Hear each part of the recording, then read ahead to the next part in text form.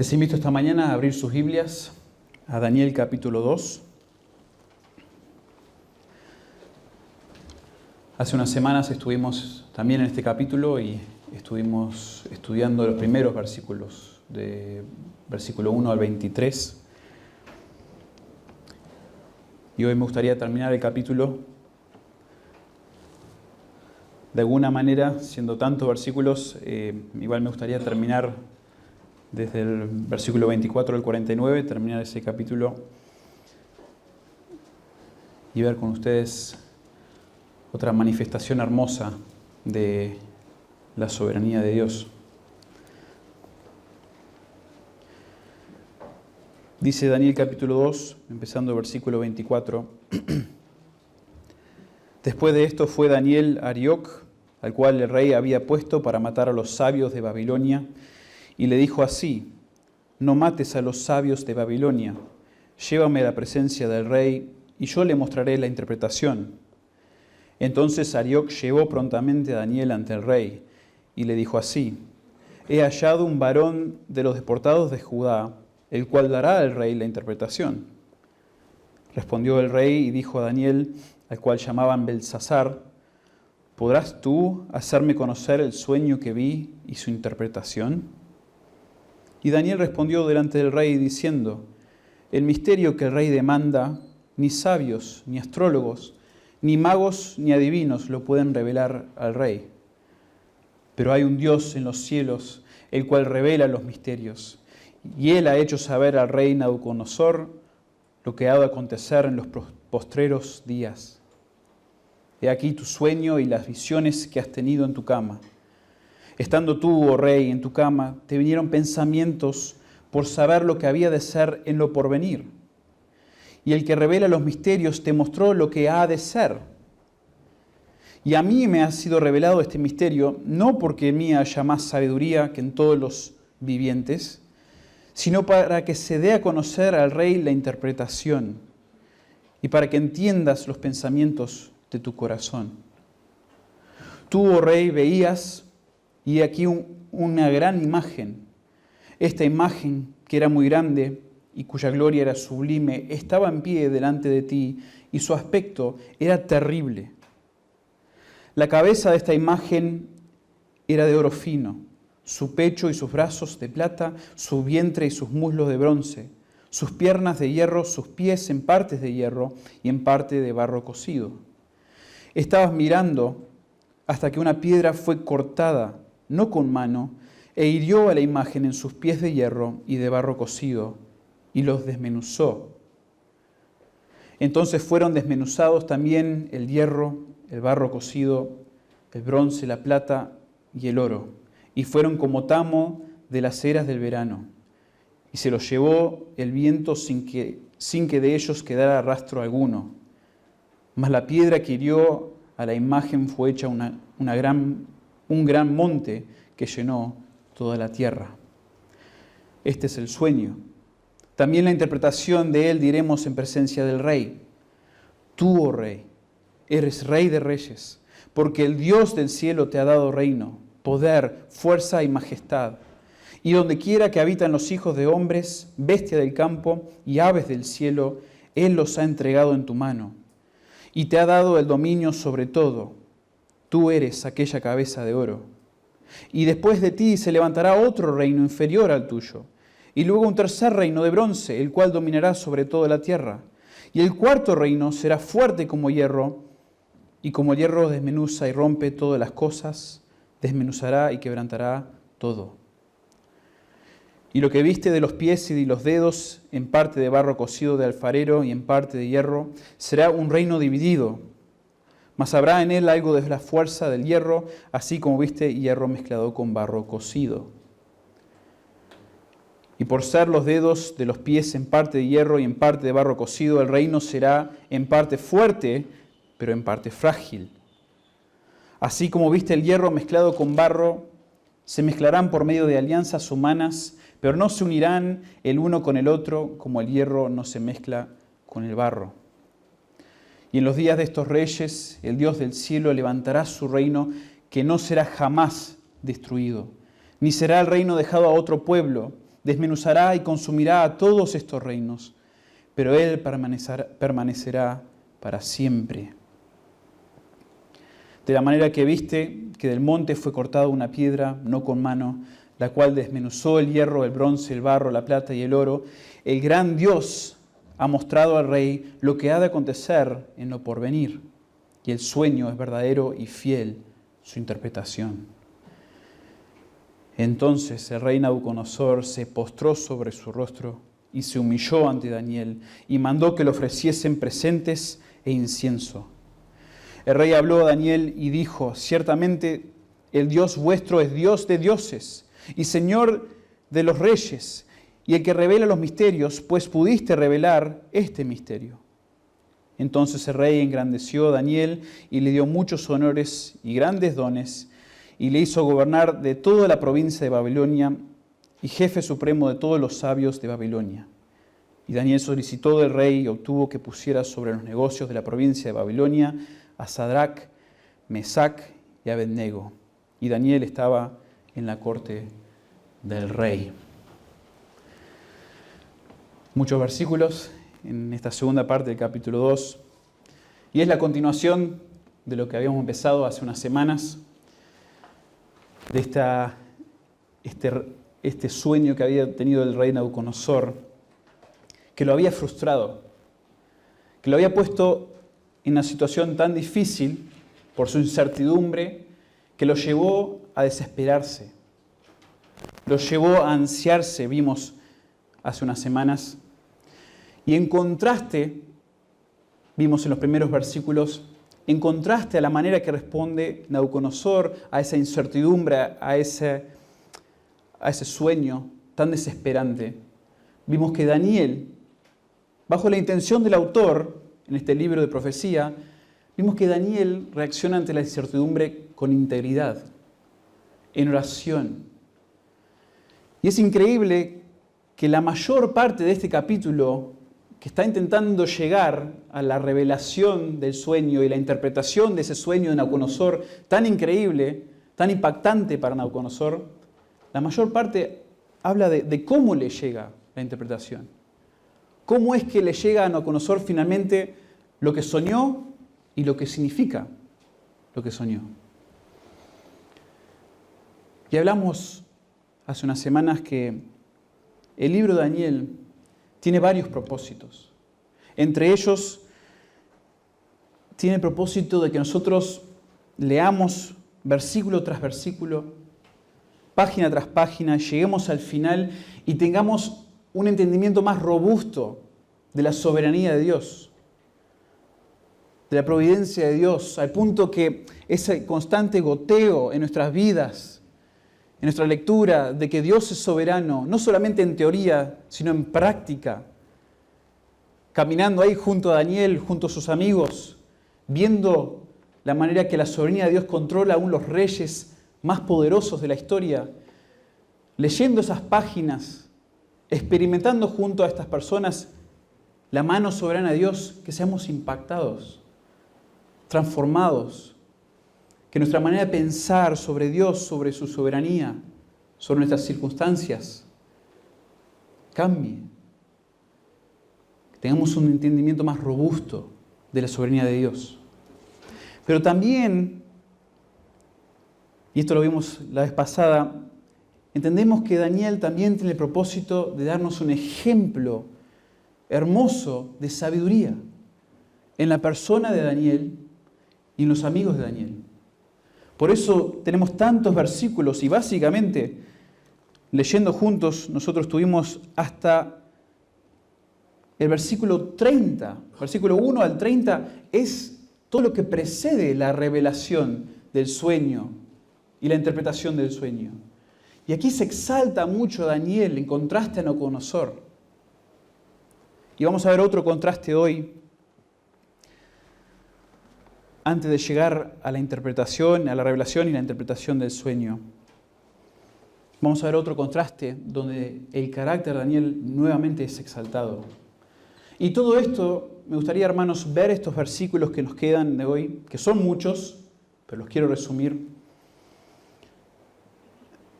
bajo el paraguas de que la soberanía de Dios debe impactar nuestras vidas.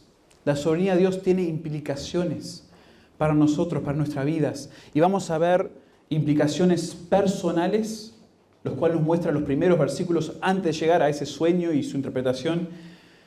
Y también las implicaciones globales. Las implicaciones personales y las implicaciones globales. Y esto nos debería hacer gozarnos en pensar lo íntimo que es la soberanía de Dios en nuestras vidas, la manera que se aplica la soberanía de Dios, en la manera que nos comportamos con los demás, en nuestra fe, en nuestra valentía, la manera que nos impacta evangelizar. Todas estas cosas, de alguna manera, se resaltan en el texto. Pero después también ver cómo la soberanía de Dios controla reyes, naciones, reinos, y que finalmente el Señor va a manifestar su soberanía de una manera completa en esta tierra, poniendo su propio reino. Poniendo su propio reino. En contraste a todos los reinos malvados que han estado a través de la historia, están hoy, pero como leíamos en Isaías capítulo 2, va a llegar el momento donde Dios va a estar en su montaña. Dios va a reinar sobre la tierra. Y la rodilla que no se doble ahora ante ese rey, ante el Dios de la tierra, se va a arrodillar forzadamente en ese momento. Y esto de alguna manera nos da confianza, nos debe llevar a la confianza en Dios, en su poder, su conocimiento que lo deja controlar todo. Y también nos da esperanza. Nos da esperanza de que Dios finalmente va a someter todo bajo su voluntad. Entonces, hermanos, no quiero perder el tiempo. Quiero ser intencional con el tiempo que tenemos antes de la cena del Señor. Entonces quiero entrar de una de las implicaciones personales que nos resalta este texto sobre la soberanía de Dios. Y el primero lo vemos en el versículo 24, y es esto. El creyente, verdaderamente impactado por la soberanía de Dios, se compadece de los demás, inclusive de sus enemigos, en vez de jactarse en su conocimiento de la verdad. Un poco largo. El creyente impactado por la soberanía de Dios se compadece de los demás, incluyendo a sus enemigos, en vez de jactarse en su conocimiento de la verdad. Fíjense qué ocurre aquí en el versículo 24, retomando nosotros la narrativa. Dice, después de esto fue Daniel a Arioc, al cual el rey había puesto para matar a los sabios de Babilonia, y le dijo así, no mates a los sabios de Babilonia, llévame a la presencia del rey y yo le mostraré la interpretación.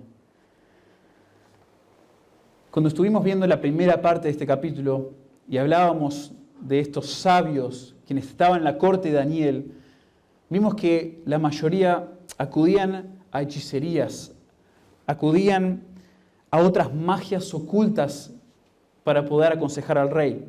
Y esto, vemos en Deuteronomio capítulo 18, es algo que Dios odia. Es abominable ante los ojos del Señor las hechicerías, las magias ocultas. Entonces, los comentaristas, quizás uno leyendo ese versículo no pensaría en este principio, pero la mayoría de los comentaristas resaltan que es impactante que Daniel aquí diga, no mates más a los sabios. Déjalos vivir.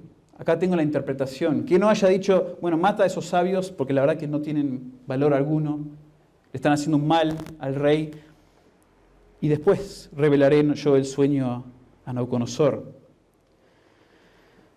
Y claramente, como vemos después en otros capítulos de Daniel, los sabios en general, tanto de Nabucodonosor como de Darío, tenían desdén por Daniel.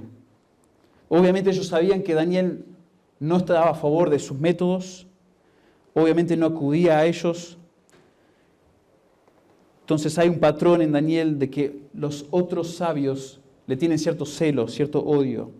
Sin embargo, Daniel demostró una confianza práctica en la soberanía de Dios al expresar compasión por sus oponentes. Daniel confió en el control perfecto de Dios sobre su situación, incluyendo sus enemigos, y esto le permitió expresar un anhelo genuino por las vidas perdidas de estas personas que no conocían a Jehová. Y esto, a mí a veces me cuesta sacar estos tipos de principios de una narrativa como de Daniel, una profecía, porque no quiero moralizar el texto, pero vemos en Proverbios y vemos en Job estos libros de sabiduría donde se habla de este tipo de comportamiento hacia los enemigos, lo vemos que es un énfasis. Y si Daniel es sabiduría personalizada, es un ejemplo para nosotros de ver, es muy posible que esto sea así. Fíjense que Job mismo, en Job 31, dice, si me alegré en el quebrantamiento del que me aborrecía, y esto es afirmando que no lo hizo, y me regocijé cuando le halló el mal, ni aún entregué al pecado mi lengua pidiendo maldición para su alma. Job resaltando aquí que él no fue necio y él no desobedeció a Dios, alegrándose por la muerte o el quebrantamiento de sus enemigos, y no se regocijó cuando halló el mal en ellos. Proverbios 25, 21 dice, si el que te aborrece tuviera hambre, dale de comer pan, y si tuviere sed, dale de beber agua, porque ascuas amontarás sobre su cabeza y Jehová te lo pagará. Este tipo de comportamiento es un comportamiento del sabio, de la persona que entiende el carácter de Dios y cómo debe comportarse ante sus enemigos. Uno más, Proverbios 24, 17, cuando cayere tu enemigo no te regocijes, y cuando tropezare no se alegre tu corazón, no sea que Jehová lo mire y le desagrade y aparte de él su enojo. Ahora yo me atrevería a decir que la mayoría de ustedes, como yo, nos cuesta tener este tipo de actitud ante nuestros enemigos. Este tipo de respuesta ante aquellos que nos hacen mal, como estos sabios se le hacían a Daniel. Amar a nuestros enemigos, como dice Mateo 5, 44, practicar la mansedumbre. La mansedumbre siendo el poder recibir adversidad y crítica sin venganza. Practicar ese tipo de actitud hacia aquellos que nos hacen mal no es natural, no es fácil.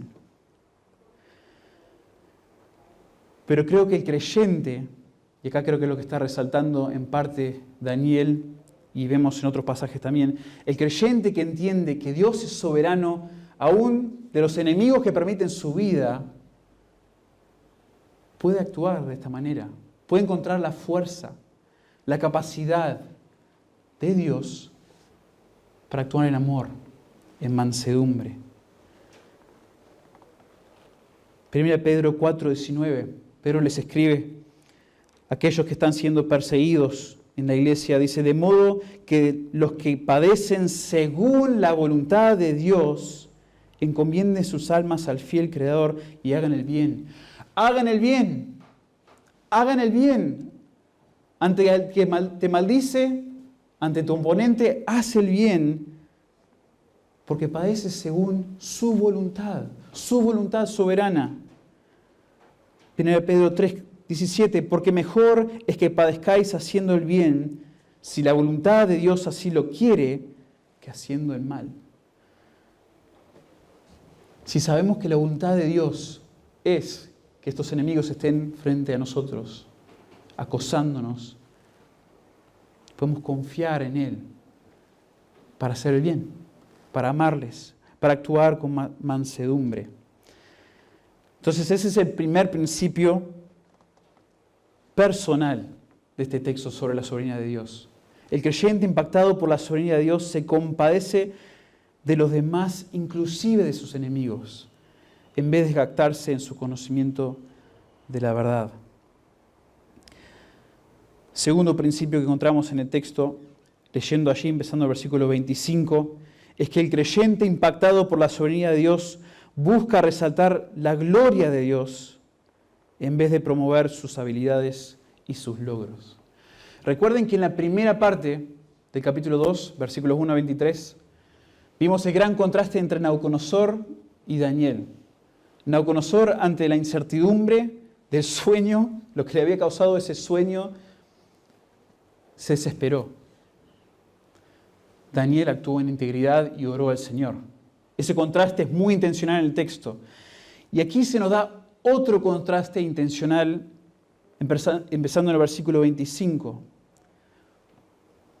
Porque la persona que Nabucodonosor manda a buscar a Daniel y a matar a los sabios, no solamente va a buscar a Daniel y recibe el mensaje de Daniel, sino cuando se presenta ante el rey, resalta un poco sus propias habilidades o su propia parte en todo esto.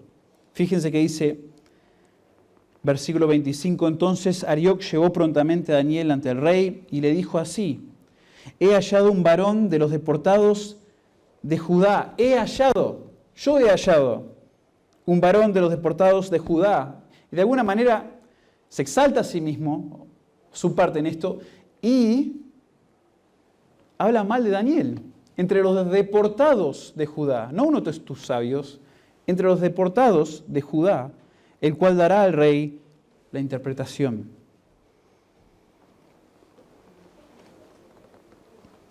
Arioc buscó resaltar su importancia ante el rey, aunque el crédito era de otro.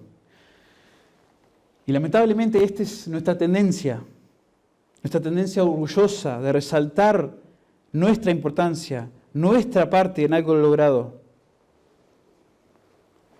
Pero Daniel, en contraste, siendo el mensajero de Dios, no se atribuye ningún crédito. Fíjense que Nabucodonosor hasta duda de que este deportado de Judá pueda darle lo que necesita, la revelación de su sueño y la interpretación. Versículo 26, respondió el rey y dijo a Daniel, al cual llamaban Belsasar, ¿podrás tú? Hay un énfasis ahí en el original. ¿Realmente puedes tú hacerme conocer el sueño que vi y su interpretación? Esto a mí me parece extraño, porque hace menos de un año, y lo hablamos la última vez, hace menos de un año de que ocurre esto, Nabucodonosor fue ayudado y fue aconsejado por Daniel y por sus amigos, y ellos fueron encontrados de los más sobresalientes entre todos los sabios. Pero es como que Nabucodonosor, en su soberbia, en su arrogancia, se olvidó de ellos, no les importó. Él era el rey, él era el más exaltado. Y aquí pregunta, ¿podrás tú hacerme conocer el sueño que vi? Pero aún así, con esta presión de querer quizás exaltarse, o podría haber querido exaltarse o defender su propia reputación, Daniel no intenta hacerlo. No intenta rescatar su reputación o su importancia frente al rey. De hecho, en el versículo 30 dice, y a mí me ha sido revelado este misterio, no porque en mí haya más sabiduría que en todos los seres vivientes. Daniel da gloria a Dios. Una persona, un creyente, que entiende profundamente la soberanía de Dios, no intenta exaltarse a sí mismo. Glorifica a Dios. Y Daniel en este pasaje da gloria a Dios resaltando su singularidad en sabiduría y en poder. Daniel es como que sigue de esos versículos que vimos la vez pasada, creo que a partir del 20, donde empieza a orar y a alabar al Señor mediante una oración y quizás una canción, donde resalta la sabiduría, el poder de Dios. Él continúa eso. Y resalta que ningún sabio tiene la sabiduría o poder que se puede comparar con el Dios en los cielos. Ninguno de los especialistas mencionados, que ya se habían mencionado en los versículos antes, pero también ahora se agrega los astrólogos, tenía el poder necesario. Supuestamente estos sabios tenían la capacidad de ayudar al rey, de interpretar sueños, de revelar el futuro, de discernir el destino del rey. Pero el único que posee el poder y la sabiduría para revelar estas cosas era el Dios en los cielos, el Dios de los cielos, el Dios que está sobre los cielos y más allá de los cielos. Interesante que los astrólogos y muchos de estos sabios se dedicaban a entender el futuro y revelar el destino por medio de mirar las estrellas, estudiarlas. Y aquí Daniel habla de Dios y exalta a Dios como el Dios de los cielos. El Dios que creó los cielos, las estrellas, que está sobre ellas, que las somete a su propia voluntad. El Dios de Daniel los hizo y el Dios de Daniel lo controla. Y más allá de que Él es único, también dice Daniel y lo resalta y lo exalta a Dios, diciendo que Él es el que revela los misterios. Este Dios de Daniel es el que revela los misterios, dice el pasaje. El Dios de Daniel, el verdadero Dios, es la fuente de la verdadera revelación. Y el texto nos muestra que el Dios de Daniel pudo interpretar sueños, pudo resaltar y revelar los eventos del futuro, y hasta pudo revelar, y esto me parece tan interesante, los pensamientos del corazón de Nabucodonosor. La razón por la que se nos dice en el texto que Dios revela estas cosas, obviamente es para mostrar su propia gloria ante Nabucodonosor, pero también desea revelarle los pensamientos del corazón de Nabucodonosor.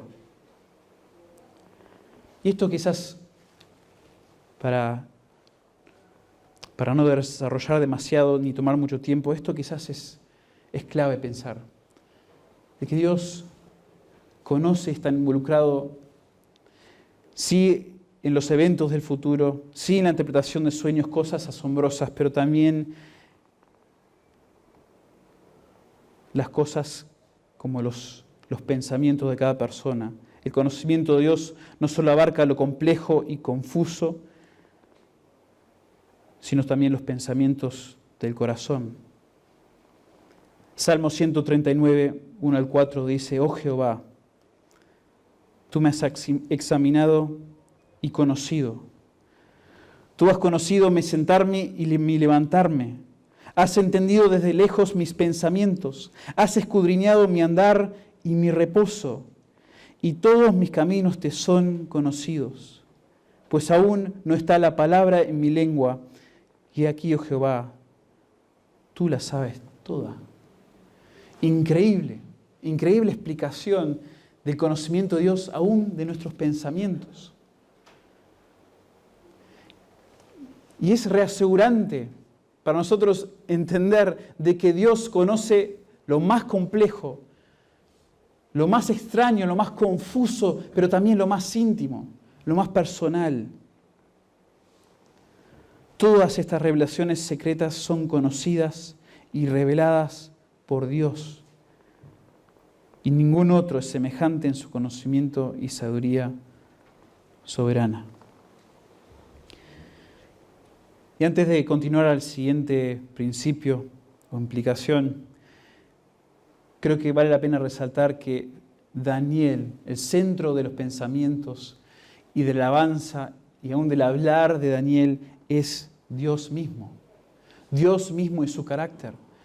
Porque no es solamente que Daniel no buscó exaltarse a sí mismo, no habló de sí mismo, de sus logros, de sus habilidades, porque no lo hace.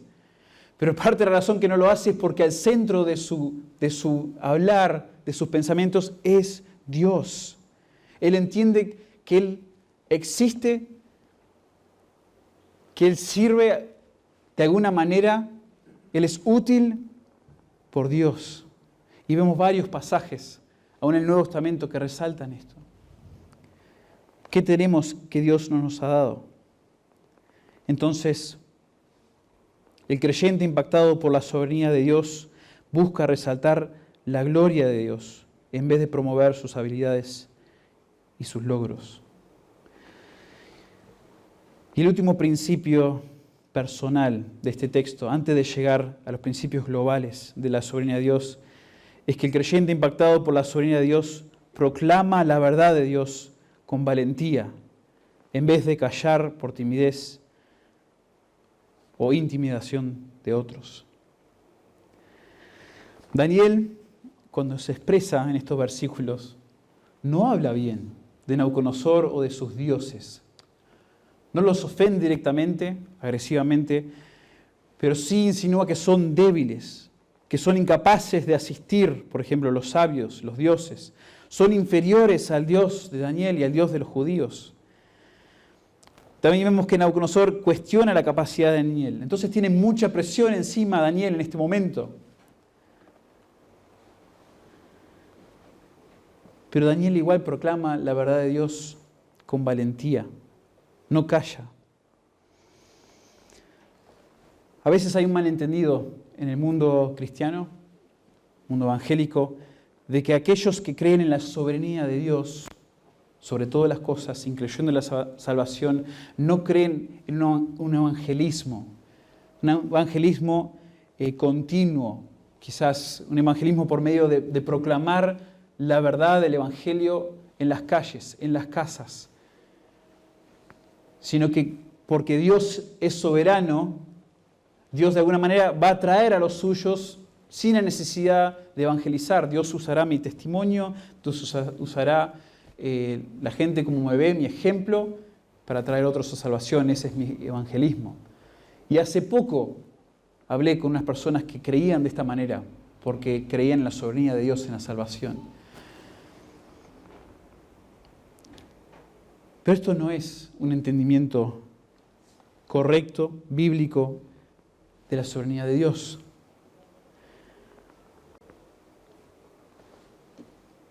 La soberanía de Dios, en parte, es lo que nos anima a nosotros, hermanos, como Daniel, a proclamar la verdad de Dios sin temor y con la certeza de que Dios obra a través de su palabra.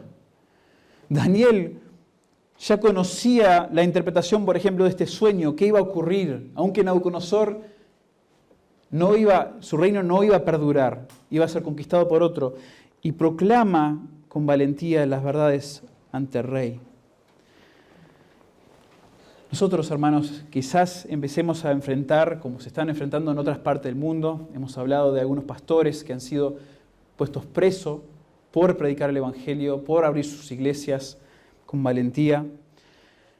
Y puede ser que ocurran más razones por las que los gobiernos, las personas nos empiecen a hablar en contra nuestra, o querer callarnos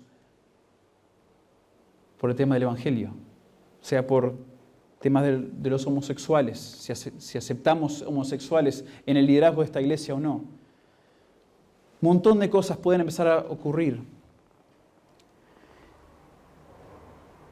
Y la soberanía de Dios debe ser una razón por la que sentimos fuerza, fortaleza, sabiendo que Dios sí va a salvar a los que quiere salvar, pero nos manda a nosotros a ser ese instrumento, proclamando el Evangelio.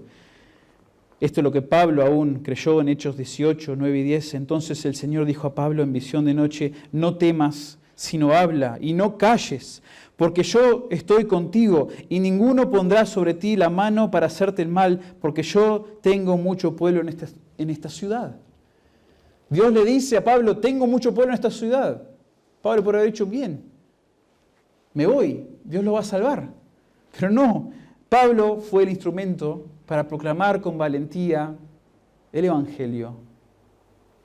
Y Dios iba a salvar a su pueblo allí.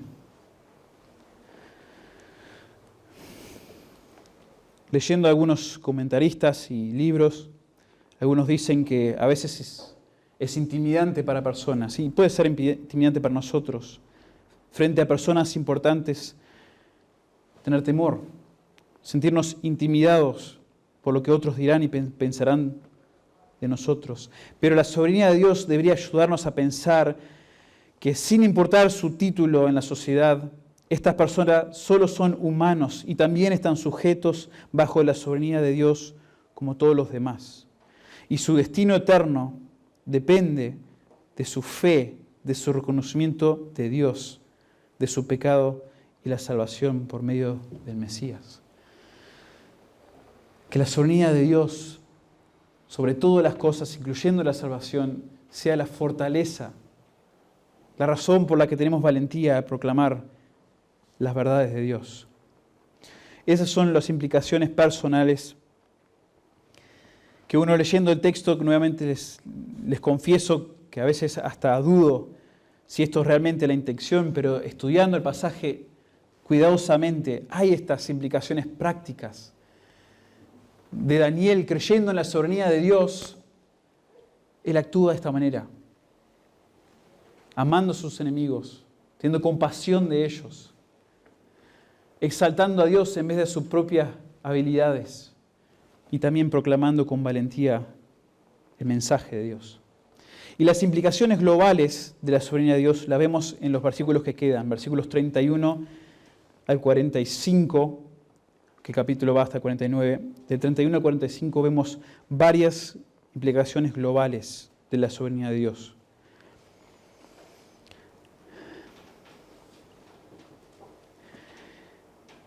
Y al leer el versículo 31, déjenme leerlo y después les doy el principio.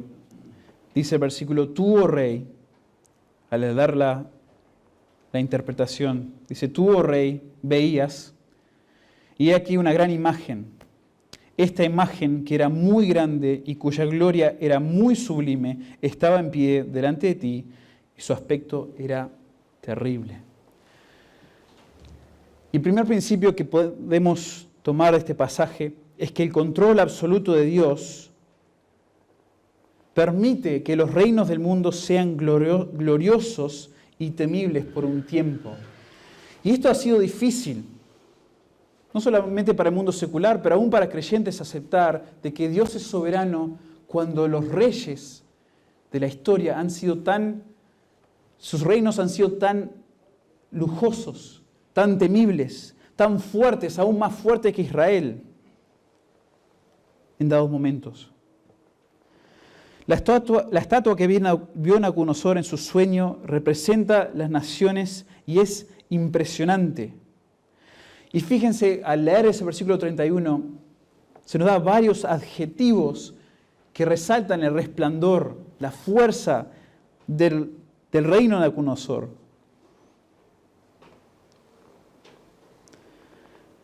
Pero no es ningún secreto que Dios permite que las naciones paganas se enriquezcan y disfruten de abundancia. Dios permite que estas naciones sean fuertes, sean feroces. Y lo que nos revela aquí en este versículo 31 y siguiendo allí, es que el reino de Nabucodonosor, y fíjense que la descripción de esta estatua es que Nabucodonosor y Babilonia es la cabeza de oro, y luego las otras naciones son de plata, son de bronce, son de hierro. Y si estudiamos estos elementos un poco, nos damos cuenta que a medida que desciende desde la cabeza a los pies, el valor de esos elementos va disminuyendo. Pero la fuerza de esos elementos va incrementando.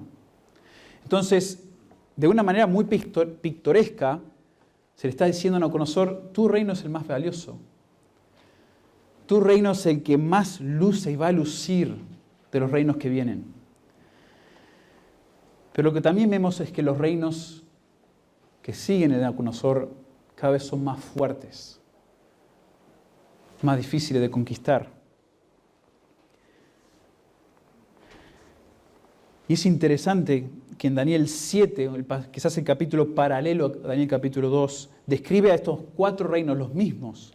Babilonia, y después entendemos que es Babilonia, que es Medo-Persa, que son los Medo-Persas, que es Grecia, que es Roma. Los 4 reinos son descritos en el capítulo 7, pero con bestias. En vez de con una estatua, con bestias, resaltando que también son feroces, son temibles estos reinos. Y cada bestia en el capítulo 7 es peor Da más miedo. Si leemos el capítulo 7, esas descripciones a nuestros hijos, quizás tienen pesadillas a las noches. Tremendo las cabezas que tienen, la ferocidad que demuestran.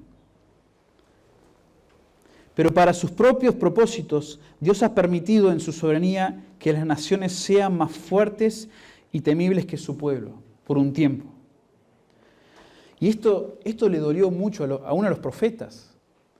El profeta Habacuc, si recuerdan, para él era asombroso, quizás no en la palabra, era doloroso que un pueblo más malvado que Israel sea usado por Dios para juzgar a su propio pueblo.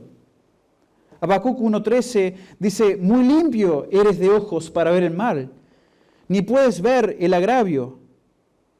¿Por qué ves a los menospreciadores y callas cuando destruye el impío al más justo que él? ¿Por qué, Dios, estás haciendo esto? ¿Por qué permite que estas naciones más malvadas que nosotros nos castiguen?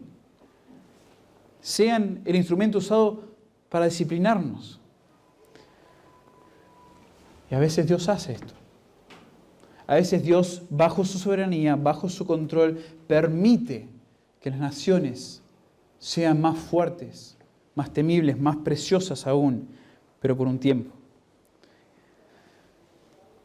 A veces nos cuesta esto de verlo con incrédulos, con personas que no aman a Dios, que no siguen a Dios, con naciones que no honran a Dios, pero de alguna manera están creciendo, están mejores que nosotros. Uno dice, ¿qué es eso? Dios está en control, no está fuera de Dios eso. Dios lo va a usar, sino para hacer que su caída sea aún más fuerte, más pronunciada, tiene otro propósito. Entonces el control absoluto de Dios permite que los reinos del mundo sean gloriosos y temibles por un tiempo. También vemos otra implicación de la soberanía de Dios, implicación global, es que el control absoluto de Dios entrega, quita y modera el poder de los reinos del mundo. La soberanía de Dios es el que da, entrega, quita, modera el poder de los reinos del mundo. Y esto lo vemos en los versículos 36 al 43, en la interpretación de este sueño. Dios mismo es el que concede la potestad a Nabucodonosor y a todos los reyes de la historia. Fíjense ahí los versículos 37 y 38.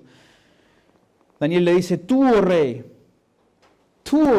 eres rey de reyes, porque el Dios del cielo te ha dado reino, poder, fortaleza y majestad. Y donde quiera que habitan hijos de hombres, bestias del campo y aves del cielo, Él los ha entregado en tu mano y te ha dado el dominio sobre todo. Tú eres aquella cabeza de oro. Cada vez que un rey, aun como Nabucodonosor, tiene tanta potestad, tiene un reino bajo su mando, Dios es el que lo da. Dios entrega el poder. Pero tan rápido como lo entrega, Él también, no es que el rey quede ahí y pelea con Dios, no vas a poder quitármelo. Aunque algunos proclaman de esta manera, aún Nabucodonosor lo hace más adelante, Dios quita el poder, la potestad de los reinos. Fíjense que rápidamente, versículo 39 dice, y después de ti se levantará otro reino inferior al tuyo, y luego un tercer reino de bronce, el cual dominará sobre toda la tierra. Y parece ser quizás una descripción intencional de que lo tuyo es solo por un tiempo. Y lo del próximo reino, aunque para aquellos parezca algo asombroso, temible, también rápido. Dios le va a dar, le va a quitar a cada uno. Dios da, Dios quita, pero Dios también modera, manipula el poder que le da a los reyes. Increíble lo que dice Isaías en el capítulo 40, versículo 15. He aquí las naciones les son como la gota de agua que cae del cubo. Las naciones, estas temibles, feroces, increíbles, resplandecientes, son una gota de agua que cae del cubo. Y con menudo polvo en las balanzas les son estimadas. He aquí que hace desaparecer las islas como polvo. Dios está en control. Dios manipula, Dios maneja. Y esto lo vemos aún en cómo Dios revela lo que va a suceder con estos reinos. Dios da en detalle el plan para el reino de Nabucodonosor y para todos los reinos que siguen. Y cada uno tiene su papel en el gran plan de Dios. Y en los últimos días los reyes de la tierra prepararán todo para el gran establecimiento del reino de Dios. Creo que a muchos de ustedes, como a mí, quizás les guste la historia. Y estudiar la historia de los reinos y ver la manera que los reyes mismos practicaban su reinado, la manera que ellos hacían las cosas, fascina.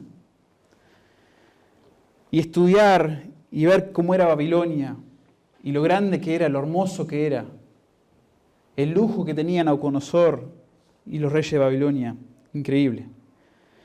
Y después leer del imperio medo-persa, este segundo reino, el pecho y los brazos de plata. Y el tercer reino de Grecia, que se nos describe un poquito más que el segundo reino, que dice que dominará la tierra. El tercer reino, que representa el vientre y los muslos de bronce, dominará la tierra. Muy interesante. Los historiadores y los comentaristas notan que el imperio de Alejandro Magno, el rey de Grecia, o el emperador de Grecia, abarcó más territorio que cualquier imperio que lo precedía. Prácticamente reinó sobre todo el mundo civilizado. Y no había ocurrido todavía, pero de alguna manera Dios ya lo está revelando a Daniel, a Nabucodonosor, estos detalles. Y nos muestra que Dios, ahora nosotros viéndolo tantos años después, Dios estaba en control y está en control, entregando, quitando, manipulando los reinados de cada rey. Todo parte de su plan. El cuarto reino, Roma, como el hierro desmenuza y rompe todas las cosas, desmenuzará y quebrantará todo. El imperio romano es reconocido hoy por los historiadores aún seculares por llevar todo por delante. Nadie los podía frenar. Los otros reinos eran impotentes ante su ferocidad. Y no quiero entrar demasiado en el quinto reino, pero parece que el quinto reino es el reino que todavía no hemos experimentado en la historia. Un reino futuro que posiblemente tenga alguna relación con Roma por esta descripción tan detallada que se nos está dando en el texto. Pero lo que sí parece ser claro es que se va a componer de 10 reyes. Y esto se resalta otra vez en Daniel capítulo 7, versículo 23. Y luego en Apocalipsis 17, versículo 12, se habla de 10 reyes, 10 personas que van a ser parte de este último reino, terrible, pero dividido. Y este reino va a preparar el camino para el reino de Dios. Dios manipuló las piezas una y otra vez en el gran imperio de Egipto. No sé, solo para darles otro ejemplo, recuerdan Éxodo 3, 19 y 20. Mas yo sé que el rey de Egipto no os dejará ir sino por mano fuerte, pero yo extenderé mi mano y heriré a Egipto con todas mis maravillas que haré en él, y entonces os dejará ir. Dios también manipuló las piezas una y otra vez en el gran imperio de oro de Nabucodonosor y sigue entregando, quitando y manejando el poder de los reinos de hoy. Esto debería darnos esperanza, hermanos, para tantas cosas. No solo a nivel teórico decir, bueno, sí, Dios está en control. A veces es un peligro hablar de la soberanía de Dios de esta manera. Y que es bastante común, porque una vez que entendemos, wow, la soberanía de Dios es algo tan increíble, podemos hablar de esto de una manera muy teórica. Pero cuando lo ponemos y lo traemos a la práctica, al día a día, nos damos cuenta que aún las cosas feas, horribles que están sucediendo hoy, la aprobación del aborto, y que cada vez el aborto se permite a otro nivel en el embarazo, o aún cuando los hijos ya han nacido en los primeros días en algunos lugares del mundo. Cuando empiezan a permitir encarcelamiento de personas de manera injusta, cuando están soltando a personas que son violadores, que están abusándose de niños, pero pastores y creyentes los dejan presos por días, por meses. Todas estas cosas nos pesan el corazón y nos deberían. Pero debemos recordar que la mano soberana de Dios está dando poder aún a los legisladores que deciden estas cosas, quitándoles poder y manipulando, manejando el poder y las decisiones que ellos toman. Y la esperanza principal detrás de todo esto es la soberanía de Dios manifestada en el último día, en los últimos tiempos. Es esperanza para hoy, es confianza para hoy. Pero lo que llega a este pasaje es la soberanía de Dios manifestada en su reino en la tierra, sobre la tierra. Que nos lleva al tercer principio. El control absoluto de Dios se manifestará perfectamente en la tierra cuando establezca su reino eterno. Y esto lo vemos tanto en la revelación del sueño como en la interpretación. Versículos 34 y 35 y 44 y 45. 34 dice: estabas mirando hasta que una piedra fue cortada, no con mano, e hirió la imagen en sus pies de hierro y de barro cocido y los desmenuzó. Entonces fueron desmenuzados también el hierro, el barro cocido, el bronce y la plata y el oro, y fueron como tamo de las eras del verano, y se los llevó el viento sin que de ellos quedara rastro alguno. Mas la piedra que hirió a la imagen fue hecha un gran monte que llenó toda la tierra. Versículo 44, y en los días de estos reyes, el Dios del cielo levantará un reino que no será jamás destruido, ni será el reino dejado a otro pueblo. Desmenuzará y consumirá a todos estos reinos, pero Él permanecerá para siempre. De la manera que viste que del monte fue cortada una piedra, no con mano, la cual desmenuzó el hierro, el bronce, el barro, la plata y el oro. El gran Dios ha mostrado al rey lo que ha de acontecer en lo porvenir, y el sueño es verdadero y fiel su interpretación.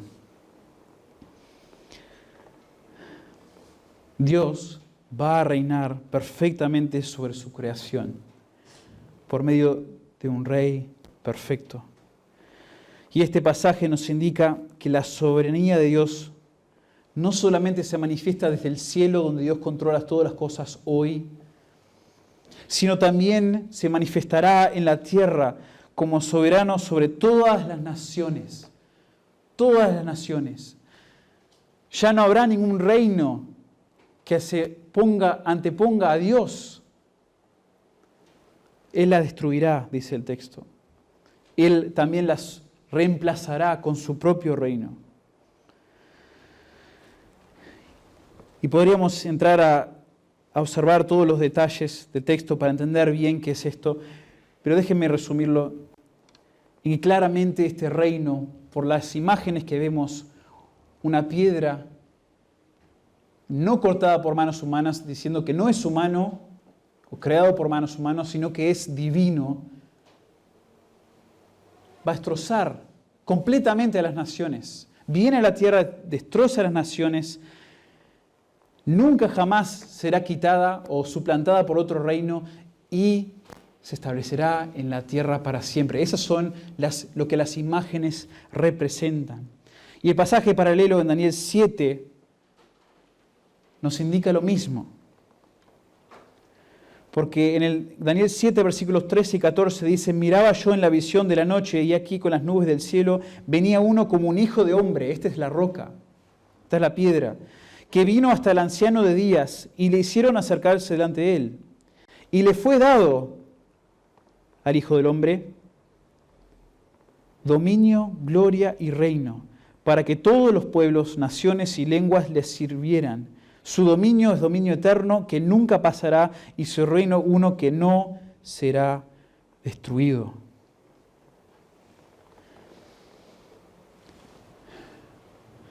Este pasaje, hermanos, es hermoso. Ahora, a mí me intriga y me encanta estudiarlo, en parte también porque habla de ciertas doctrinas escatológicas que nosotros afirmamos aquí en esta iglesia, de que en dado momento, cuando ya este último reino, el quinto reino, esté presente, esté dominando, el cual da lugar al anticristo y a la tribulación, el Señor Jesús, el que es como Hijo de Hombre y que se presenta ante el anciano de días, va a venir y va a destrozar a las naciones o va a destrozar a los reinos malvados y va a establecer su reino sobre la tierra por 1000 años y para siempre.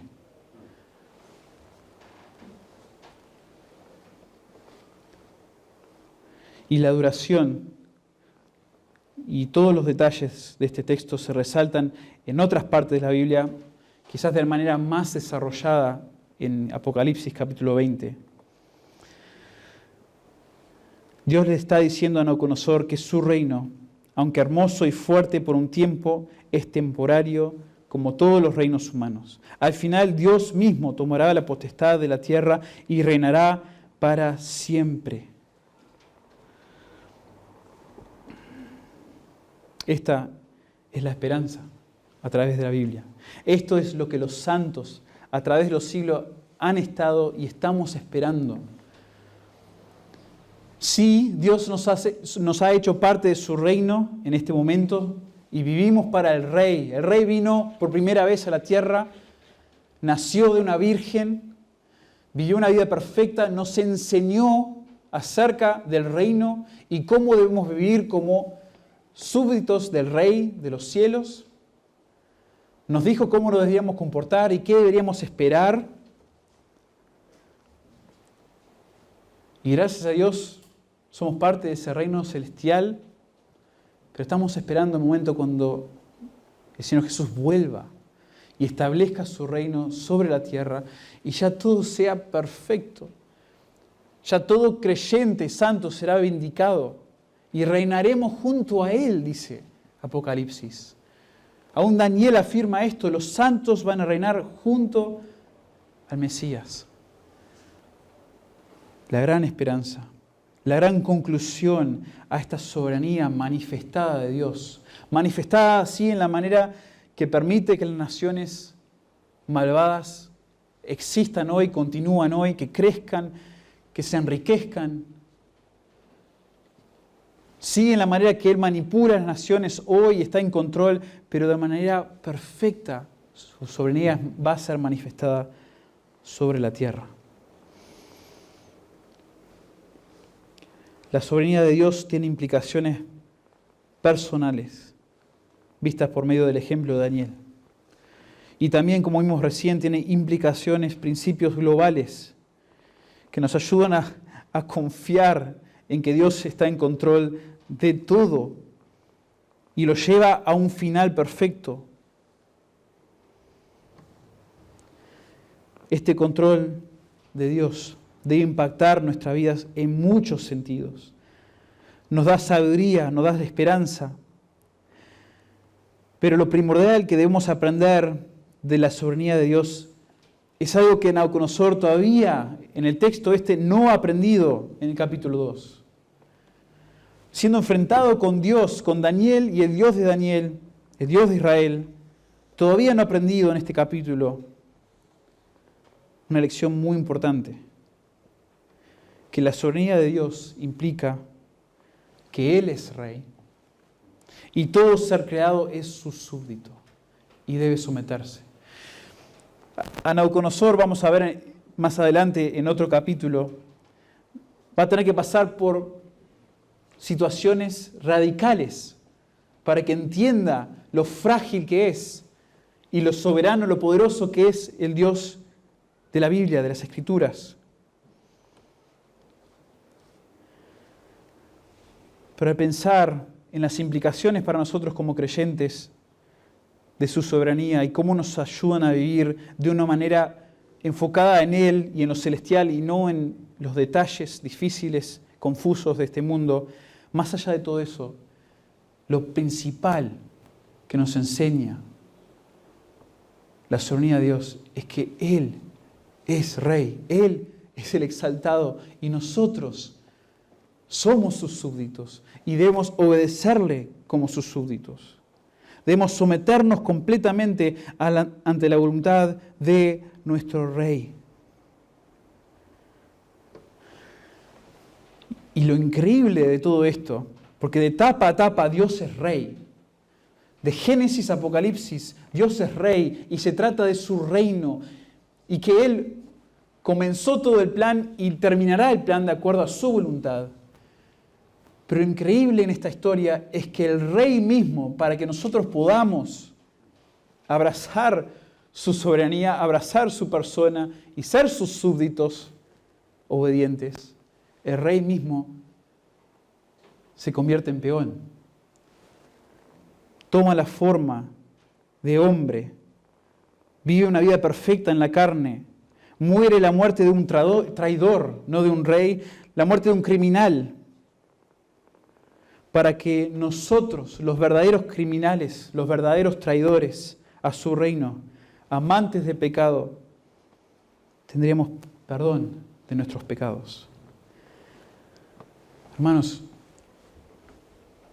personas que nos están visitando, aquellos que todavía no conocen a Dios, el Rey muere en nuestro lugar. El Rey toma esa forma y muere en nuestro lugar para que tengamos perdón de pecados. Pero luego resucita al tercer día, conquista la muerte y nos da vida eterna a aquellos que creemos. Si doblas la rodilla ante el Rey de Reyes en arrepentimiento, puedes tener vida eterna hoy. Le dije al comienzo que la implicación detrás de que Dios es soberano es que en algún momento o todos nos arrodillamos ante Dios y a su soberanía en arrepentimiento y fe, o va a llegar el día donde todos somos obligados a arrodillarnos ante Él.